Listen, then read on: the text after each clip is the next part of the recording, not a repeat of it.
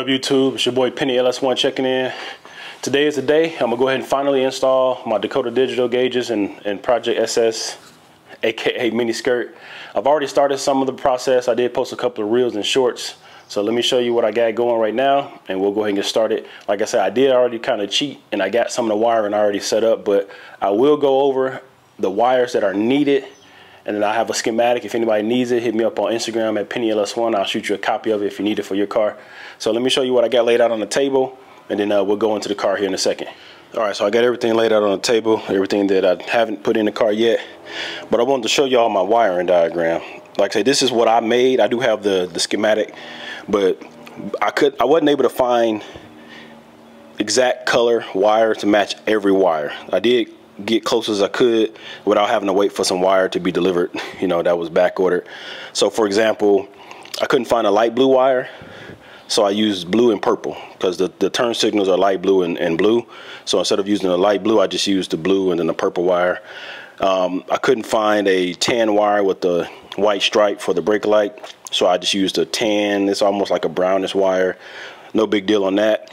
But I did find gray, green, of course black and red is easy, and yellow. Now I did switch on these two right here on the 12-volt battery and then the 12-volt ignition. The stock color for the 12-volt battery, which is going to be a constant, is orange in the car, but I put yellow because on the Dakota digital box it's actually a yellow input, so I just made that yellow. And then the ignition wire, instead of making it pink with black stripe, because I couldn't find a pink with black stripe, I used red.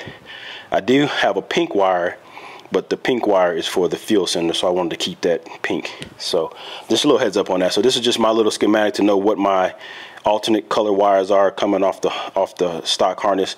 I did extend those wires, and I will be putting the box, the Dakota box, in the glove compartment, or actually mount it to the back of the glove compartment, so you won't even see it when you open the glove compartment. So here's the cluster. You guys already seen it. It's the RTX for the 86 Monte Carlo SS. Here's my new rear bezel or rear housing that I cleaned up and painted. This was a saddle color that I bought, so I got that painted gray. And the shadow box that I bought months ago off eBay. I did want to show something. I didn't bring my factory one is upstairs in my room, but I remember if y'all watched my last video when I trimmed off the little pieces on the back of this, I actually got the original one, and because it does sit on there but doesn't sit flush. But if you look at the gauge, it actually has the cutouts for that. That's what that is. This right here, and then this one. So it does sit in there, but it leaves a little gap so it doesn't actually touch the glass. So I trimmed mine off because I wanted it to sit flush once you put this in the housing. So let's jump in the car, show y'all the wiring. We'll go over it, and if you have any questions, like I say, just let me know. Like I was gonna do a pigtail. I had bought this right here. So these are the wires that I pinned. This is the male connector that I was going to use. This end, all the wires were going to run to the glove box, and then this other piece was going to be up in the dash with all the wires coming out of the factory. Problem is, because it's such a small connector and the wires are 16 gauge, you don't have enough leverage to push all the pins in. So I got these 3 in, and then I messed up a couple of the other ones. I couldn't get them in without jacking stuff up. So after wrestling around with it, I just decided to go ahead and just cut everything. So I just butt connected the wires, extended them, and then I'll use a different style connector, and I'll put a connector inside the glove box. That way I can disconnect it if I need to. So I just wanted to let y'all know about that. With my kit, the only sensor with this Dakota digital kit that I'm actually going to be using is the oil pressure. So this is the only sensor that I'm actually going to have to put on the engine. So I will do that later. Here's the harness for that, because I am running the BIM module, so all of my vitals are coming through the BIM module. Like I say, everything except the oil pressure. So let's jump in here and see. All right, so we're inside the car. So this is where the factory harness goes from the cluster, this little piece right here. So like I said, I do have a picture and the diagram. It does have numbers on it, I believe 1 through 18. So my diagram gives all the numbers. It tells you what each wire is, and then it also tells you what color that wire is. So that'll help you, trace out whatever wires you need to trace, whether you're running straight sensors or if you're going to be using the BIM module. So like I say, most of the sensor wires I just left in here. I'm probably gonna take them all out, cut the ends off so they don't touch anything, and I'll put some heat shrink on them, and then I'll just tuck it behind there. That way this plug won't be in here. But I just got crimped up what I needed.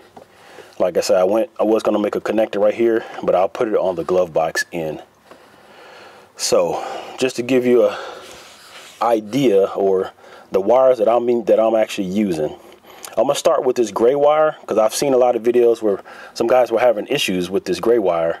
This gray wire is labeled on the schematic from GM as the instrument cluster.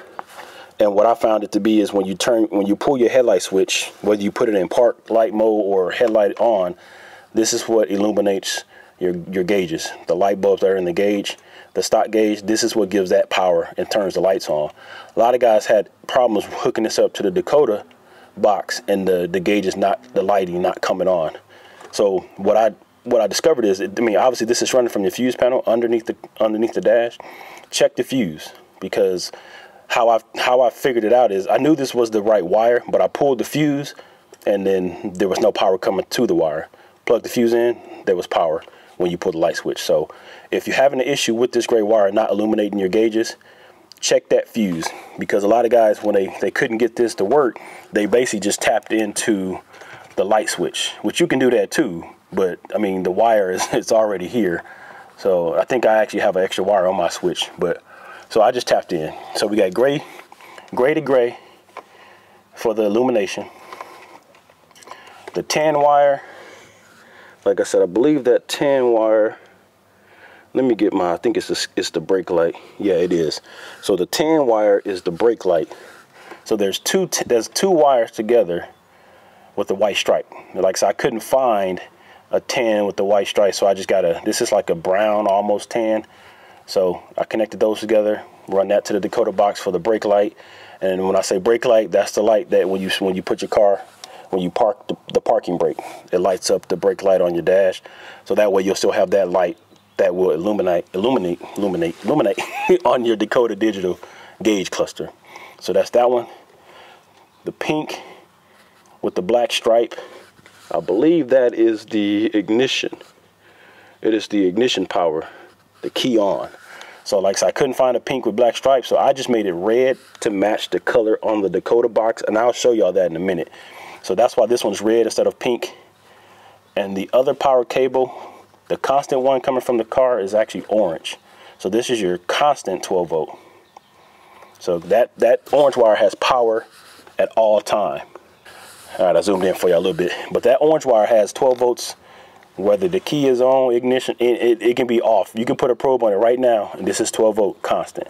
So instead of, I do have orange wire, but I ran yellow just to match the Dakota box, because it says 12 volt constant and it's in yellow. So that's the only reason I use yellow. So you'll need that one. And then we got the pink wire from the stock harness. That is going to be your fuel sending unit. That's going to give you your fuel level. I do have a pink, so I got pink to pink on that. It's a little different shade, but it's still pink. So we good on that. And then the last, there's three more. The green wire, oh, there's four more actually. The green wire is going to be your high beam switch. So when you put your high beam lights on, you get the indicator on the dash. So that's what this is. So it's light green off the car, and I just ran a regular green wire. And then we got the ground wire, which is this black wire right here. So black to black. And then the last two wires that I'm using are the left and right turn signals. Now I couldn't find light blue, so I just used blue and purple. So I mean, it doesn't really matter. So the light blue off the car, I kept it blue. So this is left turn signal. I gotta fix this because, like I said, I was gonna do the plug first, so I got a crimp here and a crimp here. But you do have to crimp it because it's two wires going to one, so you want to make sure you get them in the same. So what I'll probably do is cut this one off and cut this off and just make it one instead of having these two. And then, so that's the left turn signal, the light blue going to blue. And then this purple wire I got connected to the right turn signal. The regular blue wire I got connected to a purple wire that's running to the Dakota box. So, you know what I'm saying, use whatever colors you want, whatever, you know, whatever you can find. Just know, just as long as you know what they are when you run them to the box. If you have to label them on the back end, do that so you don't get everything mixed up. So, I mean, that's pretty much it. And the reason this is all I'm using is because these other wires that's in here, like I think the oil pressure sensor is in there. There's the tack is in there. There's what's the other wire? There's oil, tack. There's a couple other wires in here that I'm not using because I'm running this BIM module. So if you guys are not familiar, then when I say BIM, this is what I'm talking about. So it's BIM 01-2. So when you use this module, this plugs straight into your OBD-II port if you have a swap, or if you're running Holly. If you got a Holly, pretty much any aftermarket ECM, because they have these for a lot of different aftermarket computers. So if you run an aftermarket computer, chances are there is a OBD-II interface for that engine. So just check out Dakota Digital website for that. So like I said, this is a LS swap vehicle. So mine's OBD-II. You plug this OBD-II into this, and then it pigtails into the main box, and it pulls anything that'll show up when you plug a scanner into your computer. All those vitals will show up on your gauges, and you just have to program them based on whatever type of vehicles. I think like for LS vehicles, the tack has to be at 4 cylinders instead of 8 cylinders for it to be accurate. So all that'll be done in the setup mode, but it will pull your tack, your temp, your speed, the brake light. I mean, well, all that stuff's running here. So tack, temp, speed, and battery voltage. The oil pressure is the only one that it won't pull unless you have, I believe, like a 3rd gen Camaro for some reason. So let me show you the Dakota box. So it is a organized mess in here, but I got everything where I know it is. So this is the box. So this is what I was talking about as far as the colors. So how on here they've got yellow for 12 volt constant. So that's why I changed that wire to yellow. And then I use red for the ignition. And then of course you got your black for your ground. And I actually used, if you see these little things right here, those are wire ferrules that I crimped on the end of it just to give it a clean install, and you get a better bite when you tighten down a little screw. So that's your power right there. When you hook these wires up, you get this status light right here to blink, because now the box has power. The car is off, but it's going to have constant power because it's got a constant power wire running to it. So the only other wire on this side that I have running is the fuel sending unit wire, that pink one. So that's everything I need on this side, and then the only other one I'm going to use is this right here. This is going to be for my oil pressure. I don't need the temp, I don't need the speed, because all that's coming off the OBD-II. Now this one right here, the dim adjust, there's a switch that you have to buy if you want to be able to actually manually dim your lights. The stock switch is not going to work when you turn the knob to dim it. It's not going to work. You can program your dimness to when you have the car lights on or off, it'll dim for light and for night and dark, but you won't be able to manually do it unless you get this. But then it gives you an extra switch, so I probably won't be running that. And then on the back side here, these are all the sensors that's, well, not sensors, but functions that are on the stock that I went through. So got your dim, which is going to be your backlight or gauge illumination. I can't even say illuminate. So you got your dim, got your brake light, your left turn signal, right turn signal. Oh wait, I skipped one. High beam. So dim, brake light, high beam, left turn, right turn. So that's all the wires that I have plugged in here. This wire right here is for the switch that comes with the gauge kit for setup, this right here. So I have to find somewhere to mount that. And the BIM module, this right here, this little small 3-wire pigtails, black, red, and green, that's going to plug in, I don't know why it's not focusing, that's going to plug in right here where it says BIM. That just plugs in right there. And then the actual OBD-II, I already have it plugged up. And then it has a pigtail as well right here. Now that one plugs into the BIM module right there. And that's, like I said, that's what's going to give me most of my data. So let me get, I'm gonna plug everything up and turn it on and show y'all, and then I'm gonna actually mount this box and this box and the glove box. But what I was saying was I'm gonna mount it actually I'm not gonna mount it in the glove box. I'm gonna actually mount it right here. I'm gonna mount it right there. And I went and picked up, let me show you, I went and picked up some hardware from Ace. Hardware, man, I just spent $24 on nuts and bolts. Well, not even bolts, little bitty screws and spacers and stuff. Because I didn't have all the hardware for my faceplate, so I couldn't find black. So I actually I did find black, but I don't know if this head's gonna be big enough. These are the screws that actually mount the actual faceplate, and they go down here. So I got black ones, but then I got some stainless ones because they have a bigger head. But I got these spacers right here, these little riser looking things. I'm gonna use these. I should have 4 of them. I'm gonna use these to mount the computer or the control module in the glove box. That way it won't be sitting flat. It'll be up off, so that way air can circulate and, you know, keep the box from overheating or whatever. So I got that. Then I got 4 nylon lock nuts and these M5 bolts right here, little button head Allen bolts. We'll use that. So let me get everything wired up. We'll plug up the gauge face.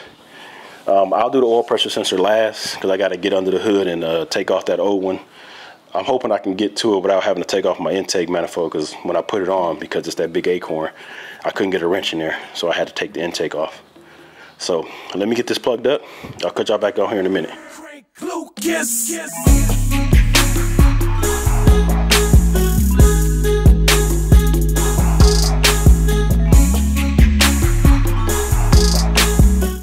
So we're gonna put it on, just turn the key on first. Let me see if I can move this light so y'all don't see that glare. And we'll see if we got power.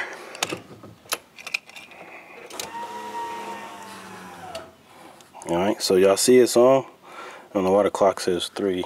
The oil, it says low. There's no oil sensor hooked up yet. The fuel needs to be calibrated. When I crank it up, the only thing you probably see, you'll see the battery's already reading. The oil pressure, okay, no, I just said that won't read. The temp will read, but the car's code hasn't ran, so it probably won't move up for a minute. And then there is a check engine light. There is a code stored in my computer for a mass airflow sensor, so I need to get a new mass airflow sensor. But I wanted to leave that light on so that I can make sure that it worked. And that's actually running through the computer, the check engine light is.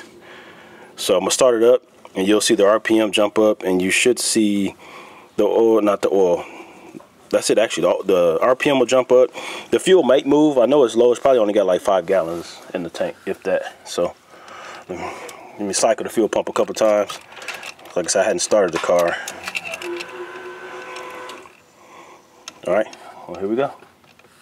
Make sure it's in park because I ain't got the safety switch hooked up.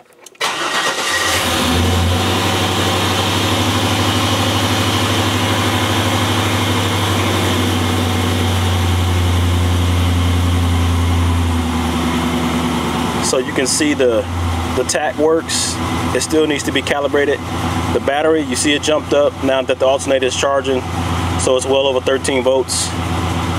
And the oil is not moving, obviously, because I don't have the sensor in there yet. The fuel, I need to calibrate it. So I'll do the setup once I mount it in the dash. So I just wanted to show y'all this, and then let me pull the, I'm gonna pull the light switch so you can see the backlight. So I don't know if y'all can see that or not. I'm gonna bring you in closer, hold on. All right, well, a little glare ain't gonna hurt y'all.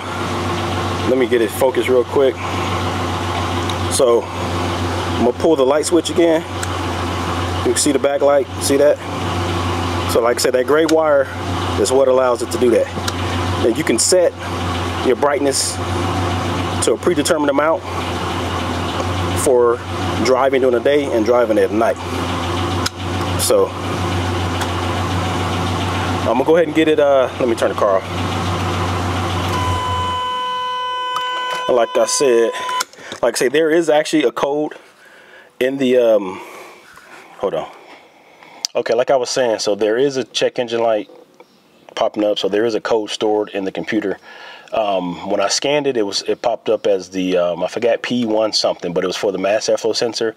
So I took the mass airflow sensor off, sprayed it with some cleaner, put it back on, started the car.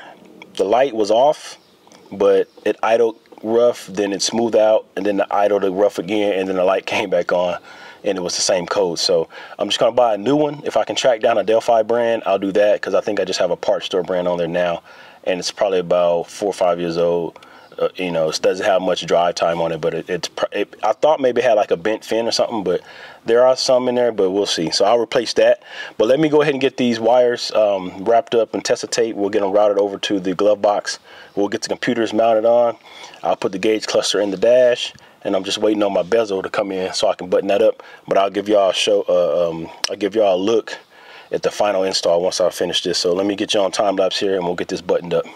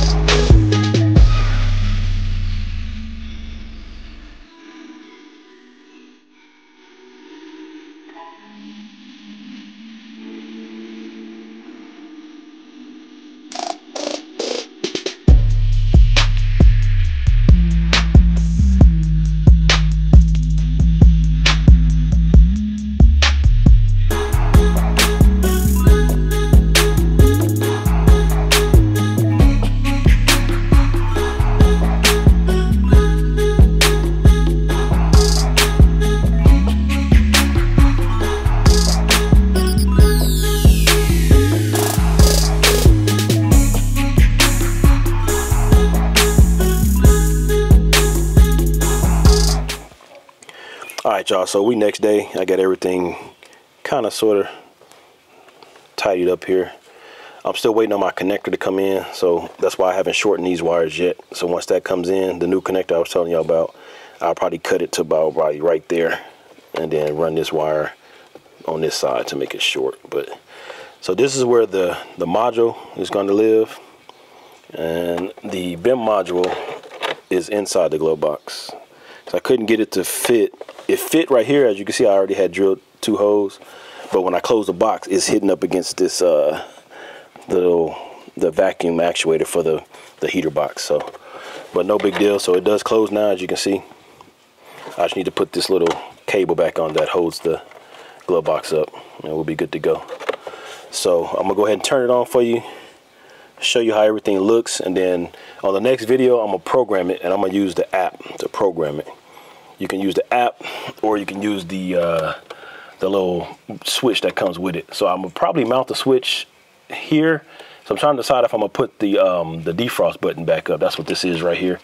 I'm probably not gonna use that, so I'll probably mount this switch right here where the defrost button go, and then I'll put the wire or the adjuster for the passenger side mirror right there. So I'm gonna go ahead and turn it on for you real quick. All right, so I'm gonna turn it on. You see it powered up. It's got an alert because I got no gas, check engine lights on, and low oil pressure. Pull the light switch from me. So when you put it in, I guess either what is it? The park position or headlight position, you get your backlight, and that's controlled by that gray wire. All right, turn it on. So oh, that's why this wasn't hooked up the other day. Let me unhook that motherfucker. Let me unhook that. Alarm? Damn, I can't unhook it. It's plugged into the back of this. No, it's just a little. It's what do they call it? So when you hit the button, you'll hear a click, click, click. Yeah. And then every time if you have a low oil situation or your fuel get low, it'll let you know. It'll pop up on here, that little red light, the red light. Yeah. But that way it's an audible alert to let you know you need to. A beeping. Yeah, you need to do something before you run out of gas or whatever. So. Yeah. So I'm gonna go ahead and start it up just so you can see, and then like I said, I'll do the program on the next video. Pull the switch.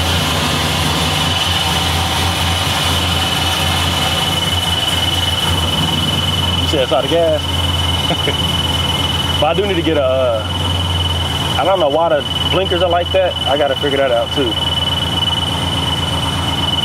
I know the switch is, say a word. but they shouldn't be steady like that, so I had to figure that out. Damn, maybe I shouldn't have hooked that up. I don't like push that, turn them off. I don't like that noise because it's gonna do that until I clear all them codes. So, but all right, y'all, that's gonna do it for the video for today. Like I said, I'm finna get ready to program it. I'm gonna use the Bluetooth with the app from Dakota Digital on my iPhone.